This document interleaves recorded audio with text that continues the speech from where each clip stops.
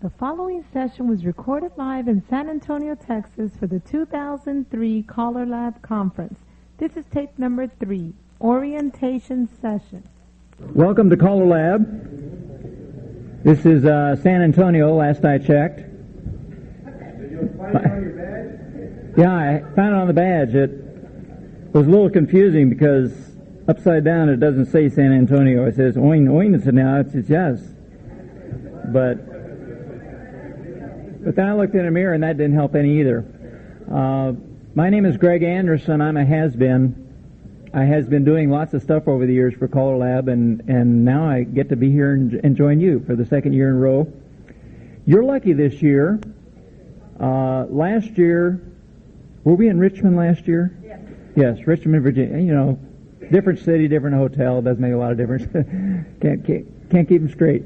And none of the chairs have been set up, so we put on some Grand March music, and everybody picked up a chair and moved it into formation. And you didn't have to do that tonight. It looks kind of like church out here because nobody wants to sit in the front pews, except the panelists who have no other choice. With me, we have a good time here at CALLERLAB, and I hope you will too. May I see a show of hands of how many of you, this is the first CALLERLAB convention that you have attended? Wonderful. Now, some of you lie. Some of you lie. You just getting old enough, you forgot you thought it was your first CALLERLAB convention. Hey, if you're going to be a smart aleck to me, I'll be a smart aleck back to you. Oh, I forgot, this is on tape. Yeah. And also up here with me, to my left, the vice chair of the Caller Partner Committee, Roy Gata, and the chair of the Caller Partner Committee, Bev Sutter. And to my right, a man who has filled numerous positions with CALLERLAB, was the executive secretary for, I believe, approximately 15 years for CALLERLAB, and has been on the board of governors since 1991, John Kaltenthaler.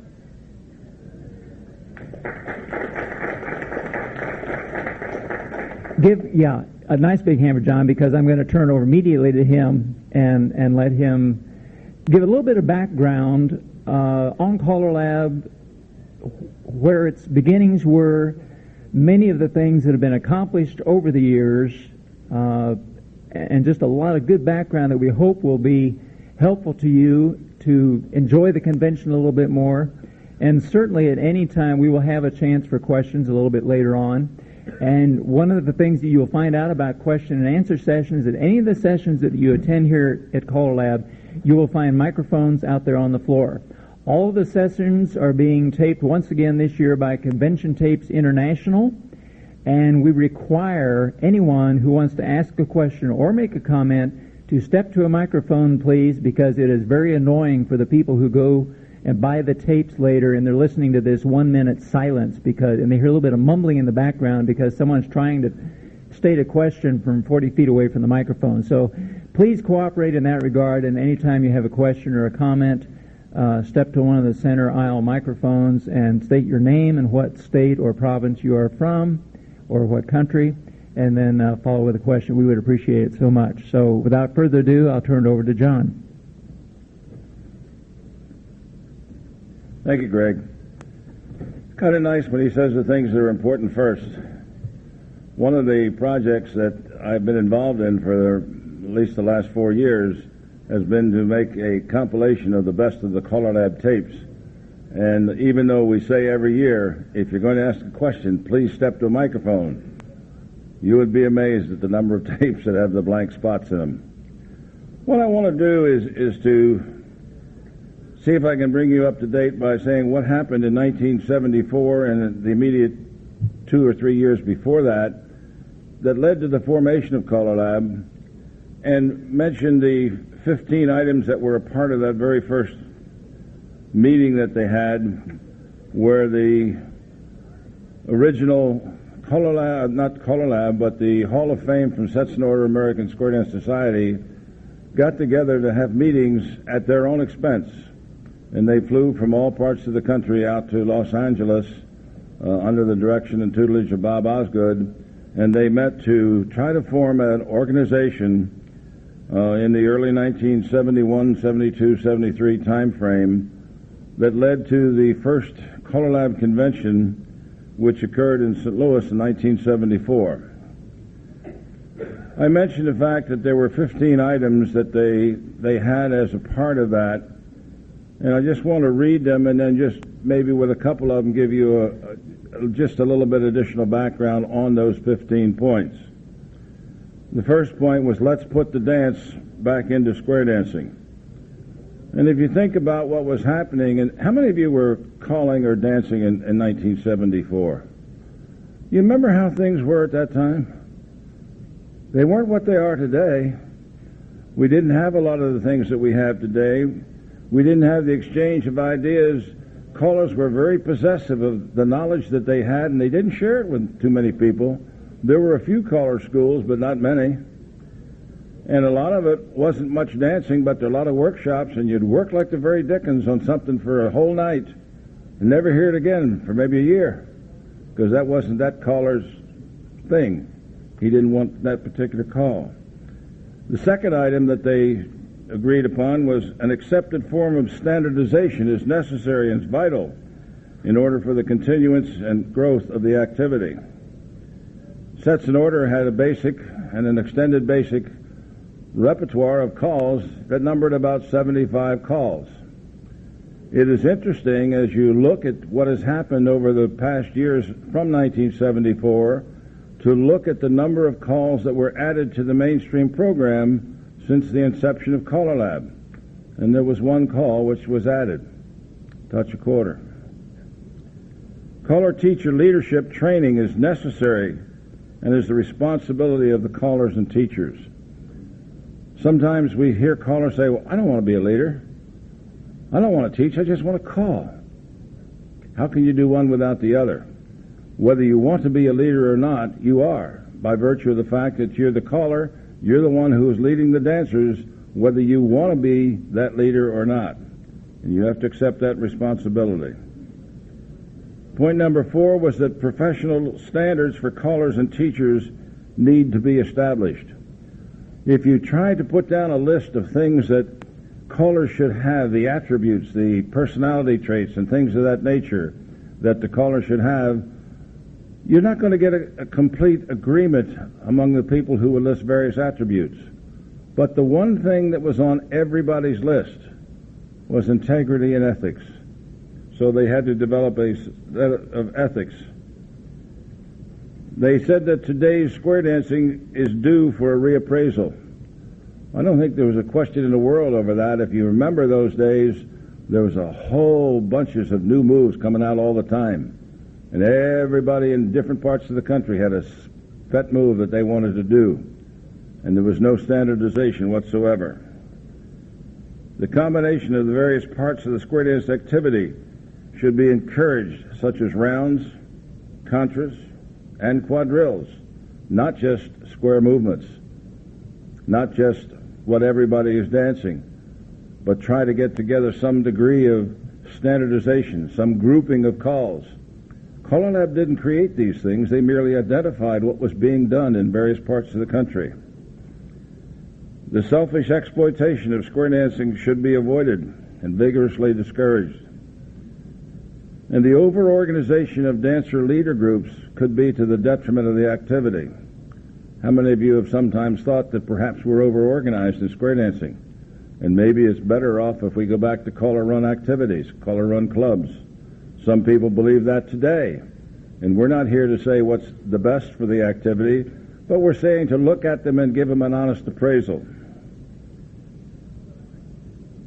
Acknowledgement of the importance of the club caller system of organization clubs. And then they said to themselves, what can CALLERLAB do to help bring about some of these things? The need for better communications. I said in the beginning that callers were possessive of the knowledge which they had. They each had their own little black book, and they had all their calls written down. And a caller was frequently judged on the ability of giving cute little patter routines that he and he alone knew, and they became known for what they were doing. All the calls had names in those days, Star Crazy or whatever it happened to be. the need for an experimental movement, see if we could make all of the callers use the same calls for a period of time to give the dancers a fighting chance of hearing it, dancing it, for more than a single night. And then the standardization, of course, applied so that you could dance throughout the world. And that has been a rather startling success. They needed to study the fees for callers and the need to establish some sort of caller accreditation. Well, how many of these 15 points did we accomplish? And what has happened since that first CALLERLAB convention in 1974? They established a board of governors consisting of 25 people. The first board of governor election occurred in 1975 or 76. Jim Mayo was the first chairman of the board of CALLERLAB. Bob Osgood was the executive director at that point of time in a voluntary position. For the second year, Stan Burdick took the position of executive secretary, and again in an unpaid position. And in 1976, at the third convention, I was very fortunate to be elected to become the executive director as a paid salaried staff individual. And when I told my wife about it, I called her up. She said, we sprung a leak in the hot water system, the basement's flooded, and there goes the bedroom. She didn't say congratulations. She said, there goes my spare bedroom. All things pass. The Board of Governors are elected by votes of the membership of CALLERLAB. They're not appointed, and they're not necessarily retired callers. There was no requirement that they be active in calling, although in those days, in order to become a member of CALLERLAB, you had to be nominated by somebody, by one or more individuals, and then you met the requirements. We decided to have the annual conventions in various cities throughout the world. The first one was in St. Louis, and the next two were in Chicago. And then the third one was in the Kansas City area. And you have a list of these, I think, in the handouts which you got at the convention this year. Well, what have we done? We established the dance programs and gave names to them. It wasn't something which CALLERLAB dreamed up, but rather said, okay, what are you dancing in your area? What are the clubs that are standard that everybody dances? And we call this the mainstream program. And we call a subset of that program the basic program. And that's the way that everybody started to teach the basics and then go on to the mainstream. We established a +1 program which consisted of 12 calls. And later on they said, well, there's also a group that does just a little bit more than that. So we said, we'll have a +2 program, and that's another 12 calls. And then they said, well, what about those that really are high-level dancers and go into the different skill levels? They said, well, we'll call that advanced.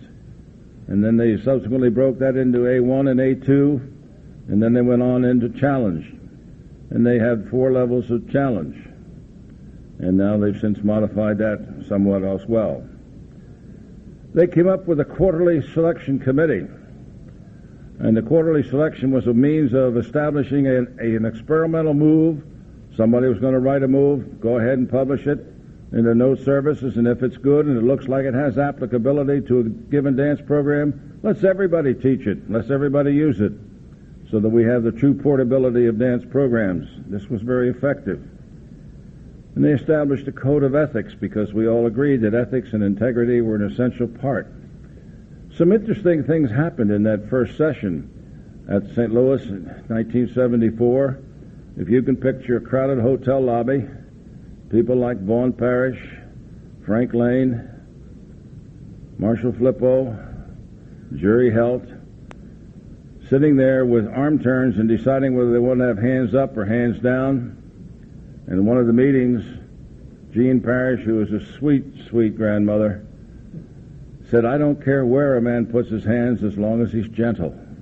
Well, Vaughn was in the next room, and he said, what did Jean say now? He knew that she had said something. But it's the kind of thing that we remember that happened not because it affected something of CallerLab, but it was one of the things that is a byproduct of the camaraderie which took place at CallerLab. You got to see the people that were legends, some of whom were legends in their own minds, but the point being that they are still, that's okay. Still, they did this. They established a code of ethics. They established a caller teacher accreditation program. And they also came up with a program of caller coach accreditation. Now, the caller coach accreditation says not only must you be a CallerLab member and have been calling for a period of not less than 10 years, but you must have taught at least 5 complete curriculum schools. And there's a written test that goes with it. Now, when you took tests in high school and college, some of you may say, well, it's tough to get a good grade. The CallerLab accreditation coach test consists of 110 questions, and you must get 100 questions correctly answered in order to proceed with the oral examination. So it is not just a fly-by-night thing, well, you scratch my back and I'll scratch yours, you accredit me and I'll accredit you. Everybody who is an accredited caller coach went through an accreditation process of a written test and then an oral examination by 2 qualified caller coaches. To be sure, some of the early accredited caller coaches were grandfathered in, but they went through the same procedure by examining one another in groups of 3 callers. And that happened, and nobody got in free, if you will. Caller training programs were established. In I suspect around 1980, we had a meeting in Dallas-Fort Worth area where we sat down and said, what subjects should be covered in a caller curriculum to teach someone how to become a better caller? And we devised this program and came up with a grouping of 11 subjects for essential, that they must be done by everybody, and those included such things as teaching, music, voice, timing, smooth dancing, programming, the business side of calling, ethics, leadership, and maybe a couple of others were in that first 11 that I can't remember. Then there was a second group of subjects which were important subjects, and another group which was the remainder of the 21 subjects which were desirable subjects. Subsequent to that time of the curriculum guidelines being published, we took the task of making a technical supplement. You see, it's one thing to say, this is what you should teach. The technical supplement said, this is how you teach it. And then the individual callers who were the caller coaches took those subjects and that technique, and they made their own syllabus to give to the student callers who were trying to learn more about the calling profession. They standardized the applications, said, if you're teaching, teach to the standard applications first, and then go on to some of the other variations which are possible utilizing the same formations. Some people took this to mean that you have to teach all positions. Well, that was never what CallerLab said, but that's what some people understood it to be. And some of the callers tried to force this down the dancer's throat, and some of them didn't like it. Others said, give me more, give me more. So you have to accommodate the various groups for whom you are calling. We came up with choreographic guidelines, a couple of booklets on that, and if you haven't seen all of the booklets which CallerLab has produced, take a look at the displays out there because they're excellent books. The Caller Training Committee has been responsible for several of them, including a starter kit for new callers. We came up with an apprentice program. In I guess it was about 87, maybe 88, somewhere around there, BMI and ASCAP raised their heads about licensing.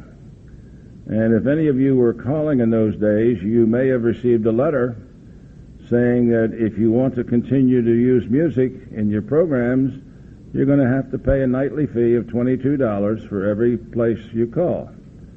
How many clubs do you know that could spend an extra $22 in addition to the hall rent and the caller fees every night that they have a dance or a workshop or a class?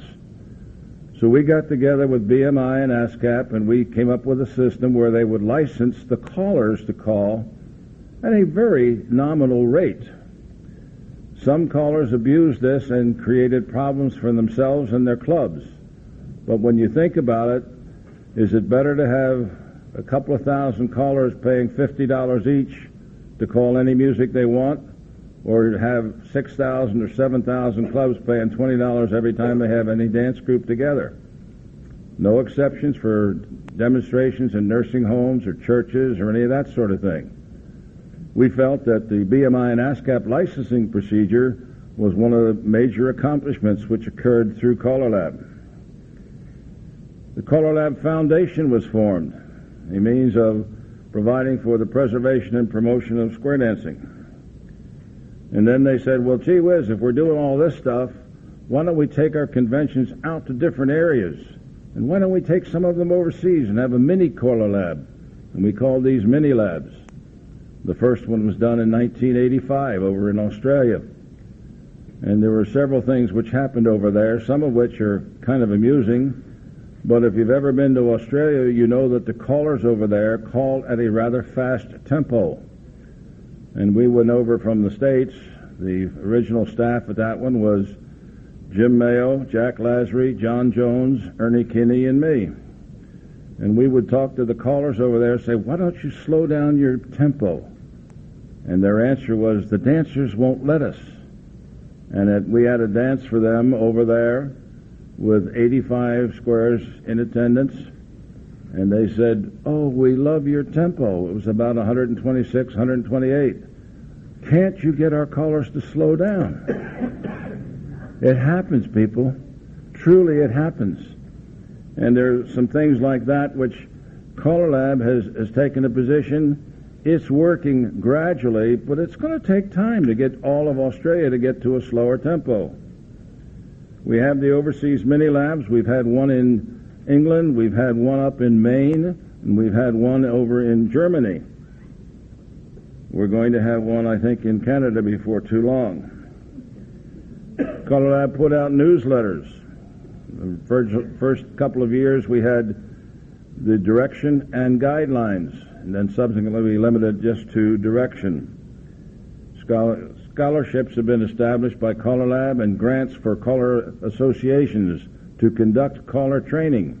All of this was a way of expanding the communications between a central repository of information with skill levels of many, many talented callers who were willing to share. In 1980, at the convention in Miami, Florida, we contacted the Convention Tapes International and began taping some of our interest sessions. And we have used Convention Tapes International every year since that time. And these tapes are excellent. We've established a series of committees in all facets of square dance calling and partners. And it's been interesting, and Bev's going to talk to you later on about some of the things that the Partners Committee is doing and the programs which are available here. What is CALLERLAB made up of? 25 members to the Board of Governors. What do you have to do in order to be a member of the Board of Governors? Run for election. You have to have attended, I think it's 3 conventions, and be elected by the membership of CALLERLAB. Is it an honor to serve as a board governor? Yes, it is. But it takes a lot of time. The meetings go forever.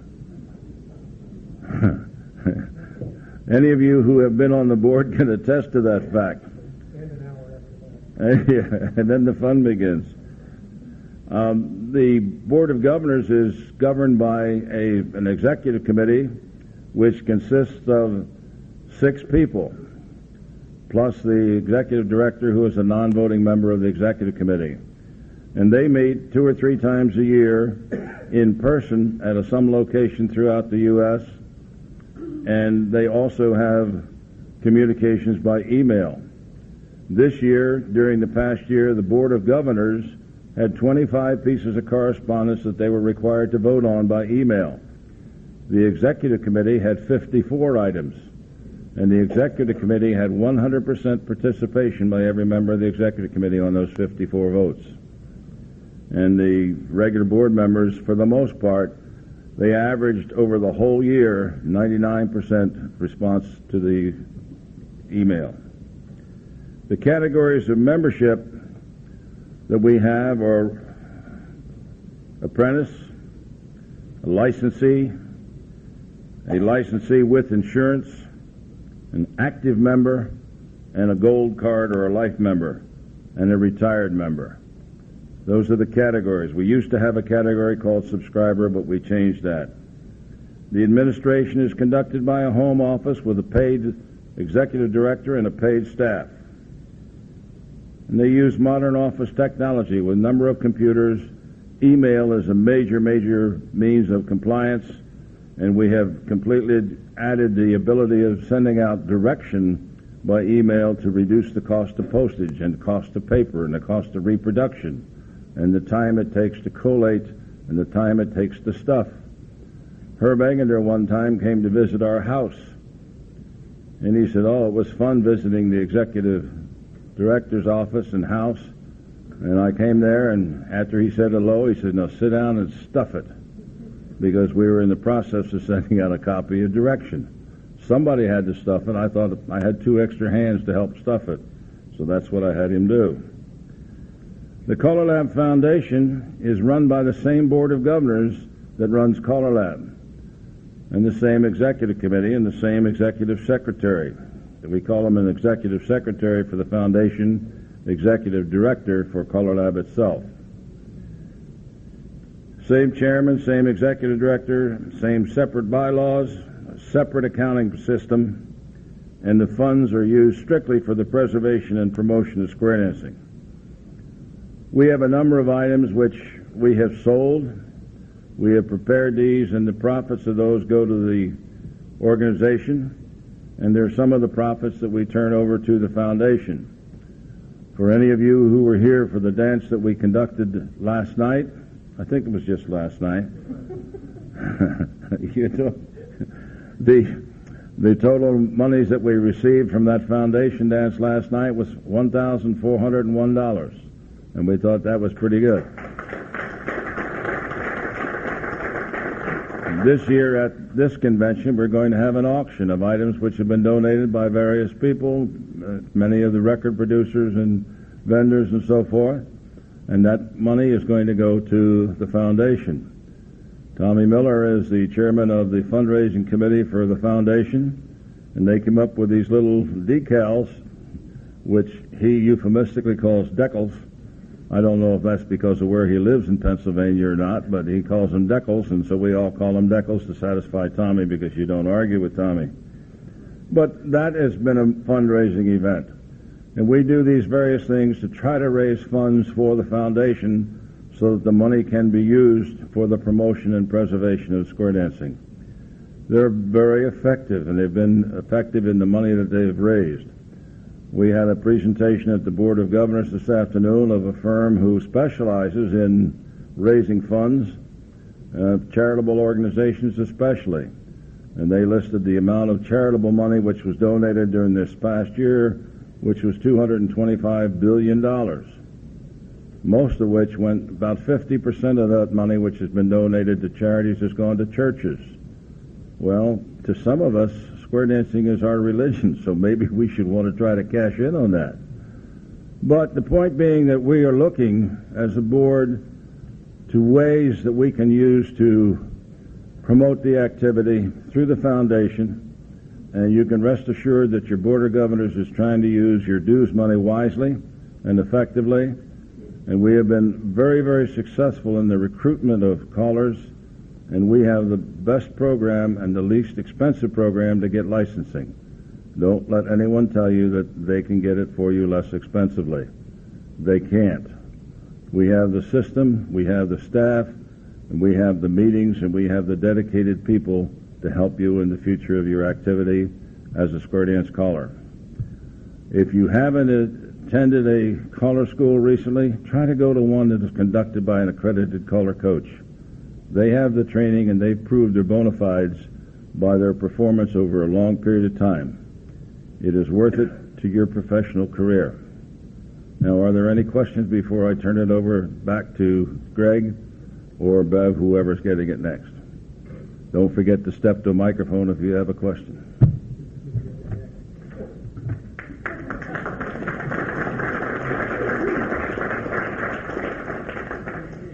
Before we move on with the program, one of the things that is in your written handout that you received with your packet on page 2, there is a phrase there that goes along with some instructions, and that particular phrase is one that John coined many, many years ago, decades ago. It is very important for the wait staff at any hotel where we have a convention to recognize who the people are that they're supposed to serve. Now, you might think that, well, anyone in the room gets a meal. Well, every now and then, I suppose it's possible in any city in the United States to walk in on a meal somewhere and get a free lunch. Well, we don't allow that here, so to be kind to the wait staff, it was decided a long time ago that your convention badge is your meal ticket. So we ask that all people wear their convention badges for all CALLERLAB functions, but especially the meals. Your meals will start with the luncheon tomorrow, Monday, is the first meal that's included in your convention package. And the phrase that I referred to is one that we all need to learn because it is, and some of you know it, no badges, no food, no exceptions. Amen. Now, all together, no badge, no food, no exceptions. A little weak there, but we're getting there. Okay, at this point, they're rookies, yes. I was going to turn the microphone over to Bev Sutter, chair of the Caller Partner Committee, but she has this arrow that she's pointing, so I'm going to let her decide whether she's going to drag Roy out of the chair or whether she's actually going to take the microphone. Bev? Roy?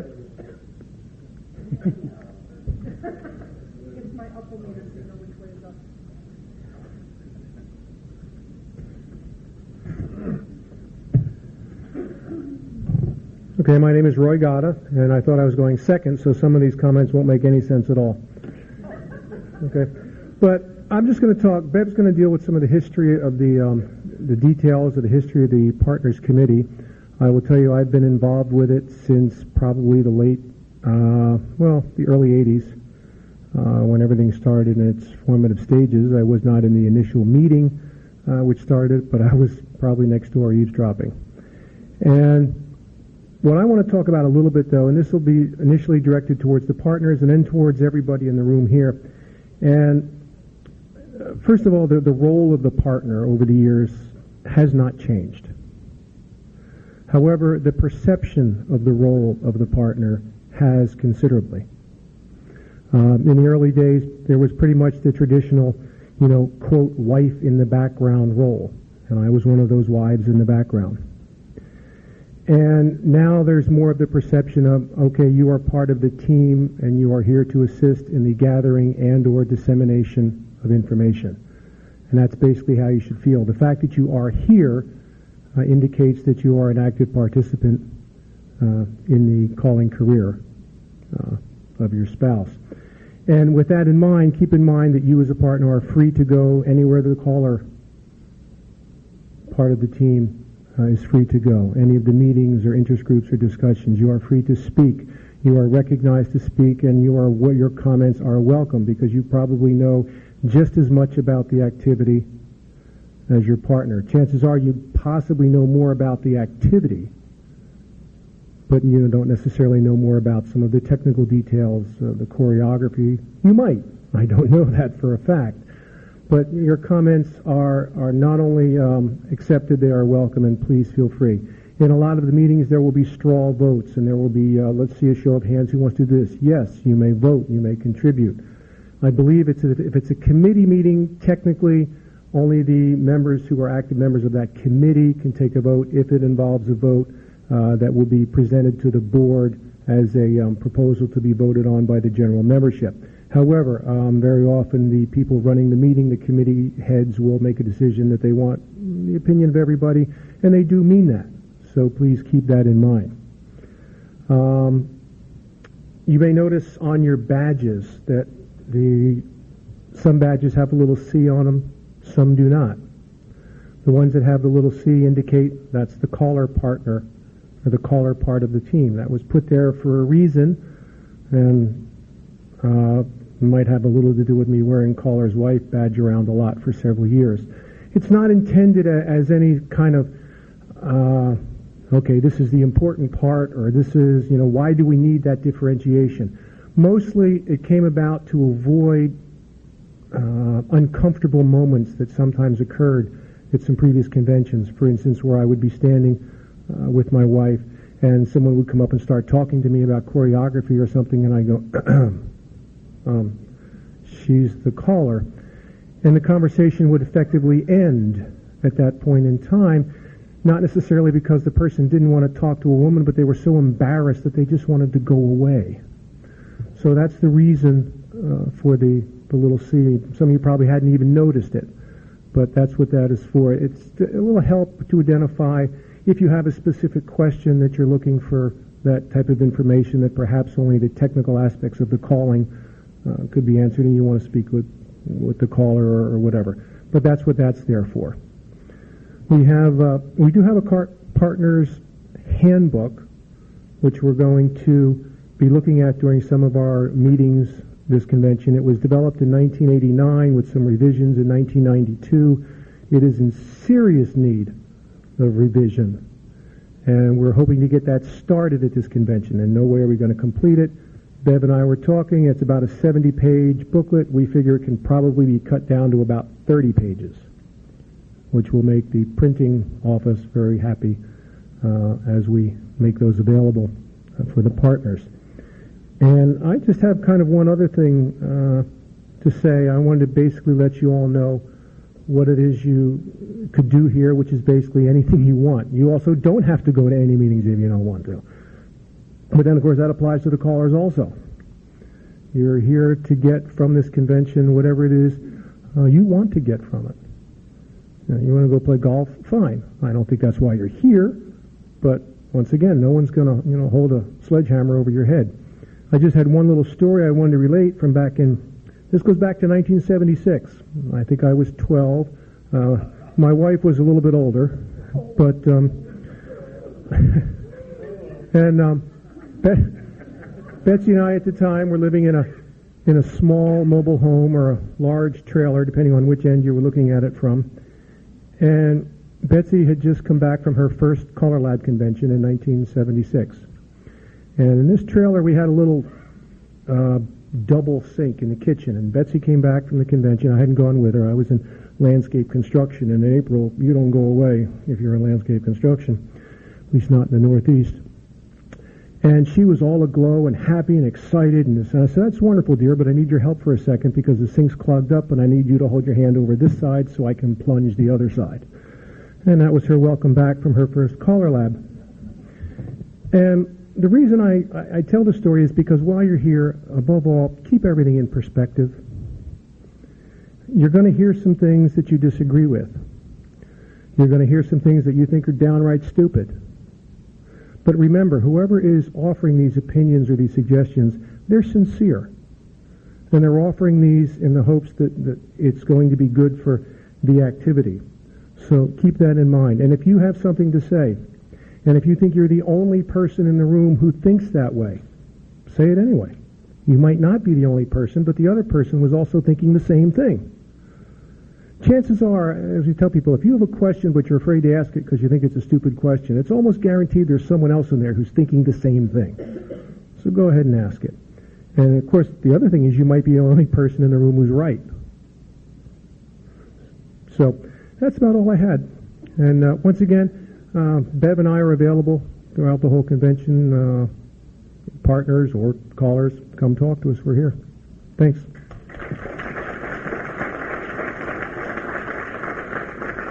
Thank you, Roy.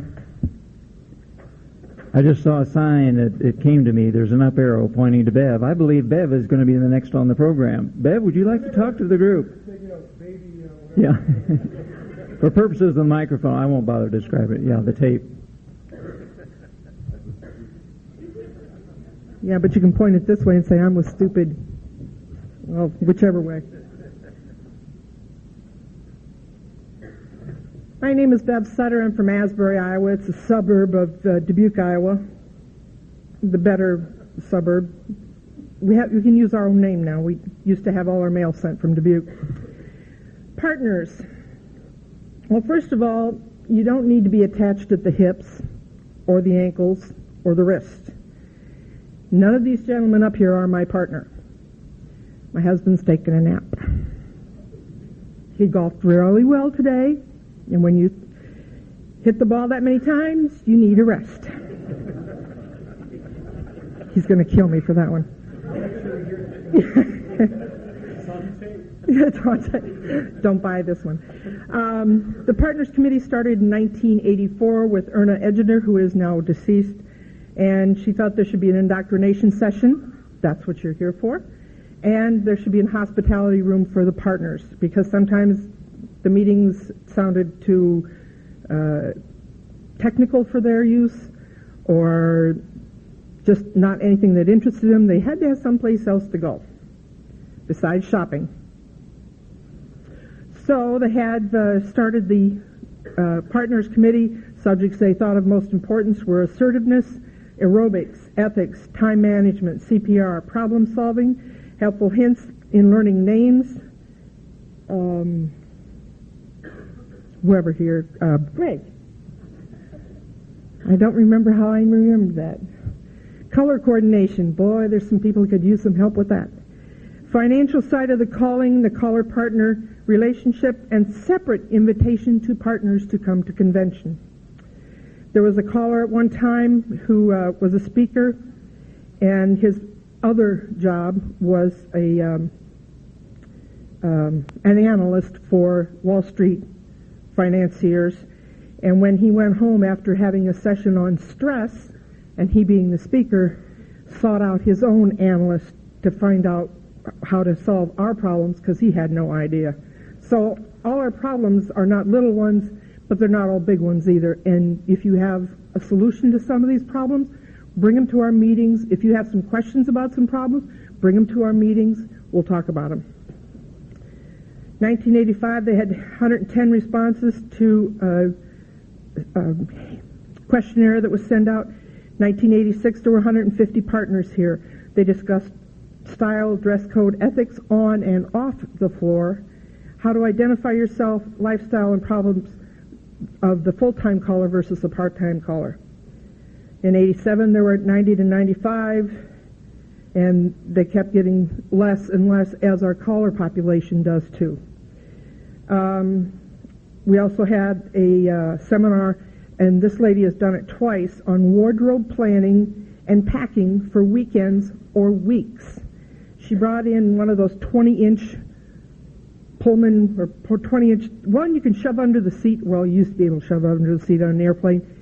And she opened that up and opened it up, and she had 2 weeks of clothes in there, and she could never wear the same outfit twice because she had so many things that coordinated and moved. And, you know, that pants, it was awesome. And it was all, including her shoes and her toiletry kit, in that one suitcase.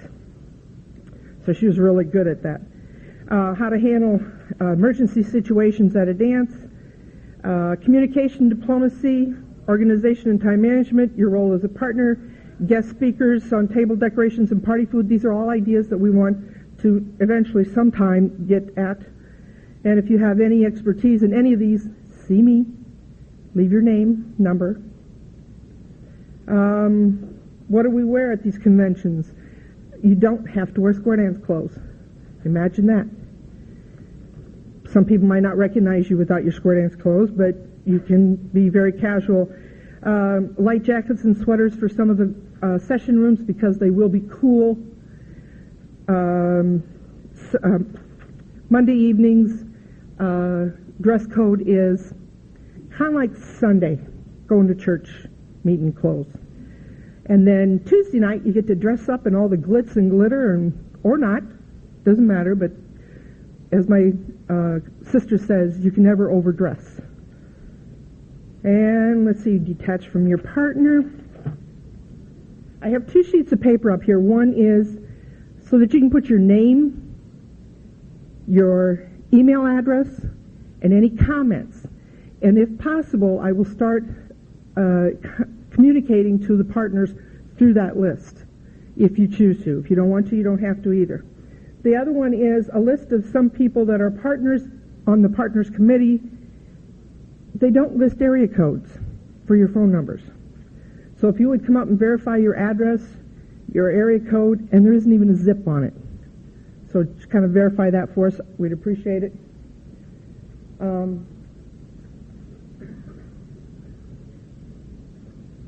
We are going to work on that partner handbook and get it. There's a lot of redundancy. It keeps going over and over and over on certain things and certain words, and it just says the same thing almost on every page. Tomorrow morning at 9 o'clock is our opening session. You should all be there for that one, at least that one. 10:45, the Partners Committee will meet with Jim Loss as a facilitator. We're having an open discussion on inspiration and knowledge of the partner's role, your talents, your enthusiasm, and your gifts that you have to offer to this program.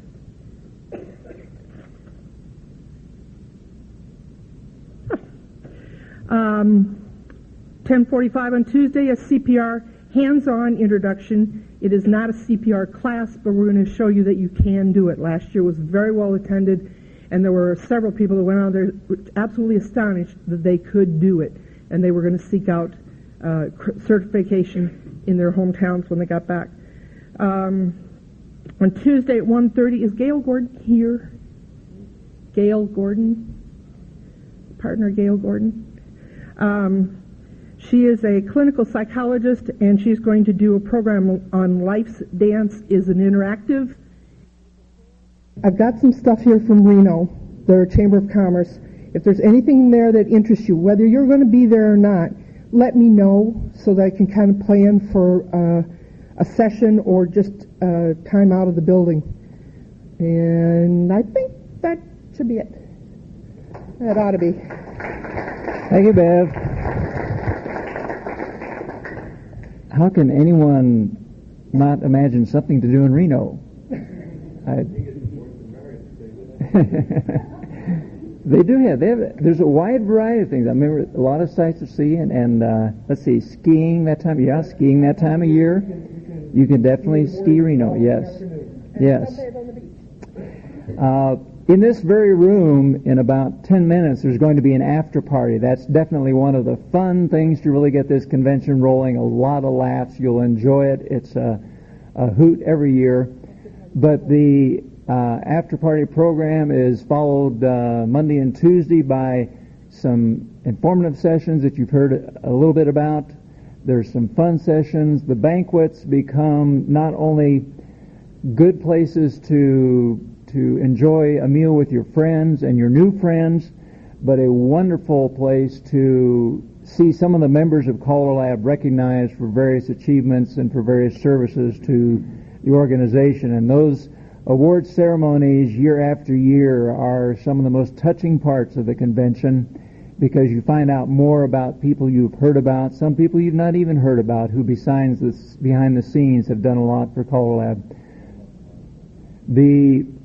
Of all of the awards given by CALLERLAB, many years ago it was decided to create an award which would be the ultimate award that this organization could offer, and that award was called the Milestone Award.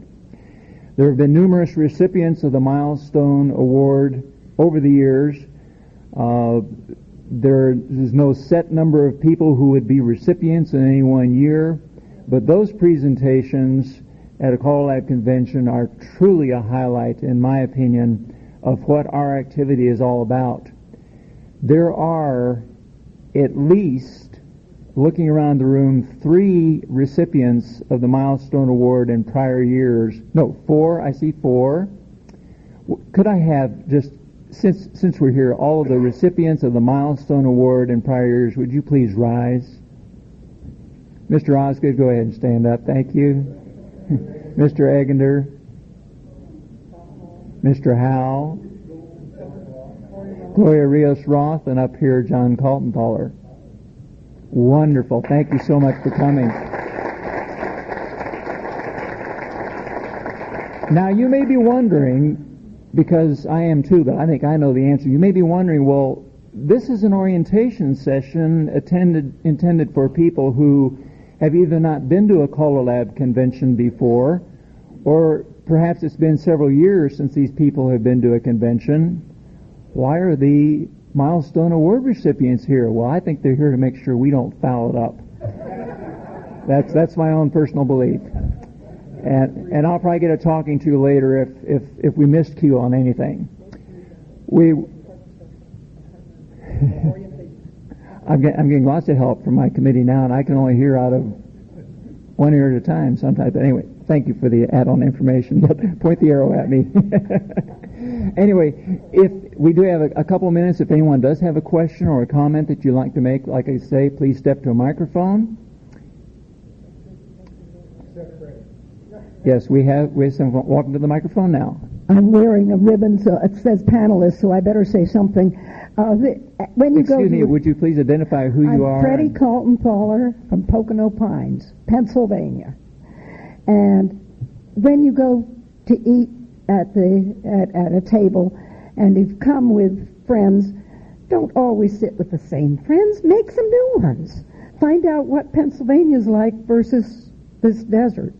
Okay.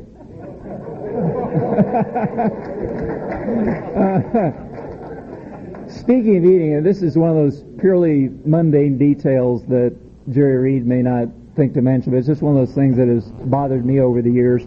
If you find that it's permissible to save some seating for your friends and they aren't in the ballroom yet for dinner, please, whatever you do not tip a chair up to reserve it. Do not turn the chair around. The easiest way I've found is just to take a napkin off the table, unwrap the napkin, leave the silverware on the table, unwrap the napkin, and run the napkin through that little loop you see at the top of the chairs, and that signifies that chair is reserved. That's a much easier way, and it's a safe way. No one's going to be walking through between the tables and trip over a leg that's turned from a chair that's been turned up on end. So one of those little things would help as well. Yes, filling in the tables completely, the wait staff greatly appreciates that, and it expedites the serving of the meals as well. If the wait staff has to serve a few people at the table and then come back later, that really delays the service of the meal. So there's all these little things that really help the flow of the convention and the efficiency and therefore the enjoyment. I feel kind of badly closing this session on such a mundane topic, but it had to be said, so I just thought I'd throw it out. We probably should, once again, practice the mantra that has become part of CALLERLAB.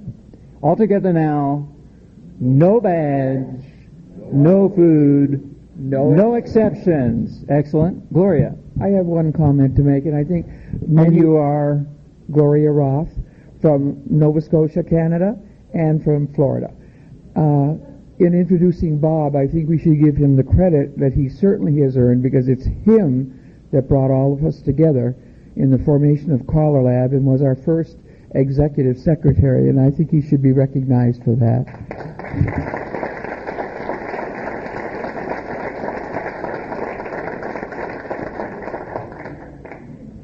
Yes, sir. Hi, my name is Don Casper from Germany. I'm one of the few from outside of the United States that's visiting here. Jerry Reed thinks for the first time, but it's not. It's my second time. And one thing I would like to make a positive comment on is the fact that there are a lot of us here who did come without partners, sometimes because we don't have one, sometimes because the partner didn't want to come. And one thing that I thought was very good this year was when I wrote to Jerry Reed, the executive director, I said, what is the possibility of sharing a room with somebody, because the costs do tend to get a little prohibitive, especially when you come from out of country to get here. And he said, I've got some other names. See if you can get in touch with these people and see about sharing a room. And I think that's something that we can follow up on in the future as well. That may keep some of the costs down. That's one thing I wanted to say. And another thing goes along with what Freddie and others were saying. At the meals, if you'd like to learn some more about people calling in other countries outside of the United States, talk to us. We can all speak and understand English, and believe it or not, we all call in English too. Sometimes we teach in our native language just to help the people understand it better, but all the calling is done in English, and I have with me a list, our publication from our European Dancers Association that has a list of clubs with contact numbers and email addresses and names. If you're interested in ever traveling to Europe, come see me. I'll be glad to pass that information on to you. Thank you. Thank you, Don. One other thing. As a part of the schedule, they have 2 sessions that are called Board of Governors informals. If you want to meet with various members of the Board of Governors, they're listed in your program. This is an opportunity to sit down and discuss with them something, as Don just mentioned now, about the way in which you exchange ideas at the convention, or something you'd like to see included at a future convention. The other thing which we have informal sessions on are the caller coach informals. If you are involved with caller training and are interested in additional information as to how you might become an accredited caller coach, attend one of those sessions. There are 2 that are scheduled. See your program for the time and place. With that, it is almost party time. Thank you so much for coming, and enjoy the convention.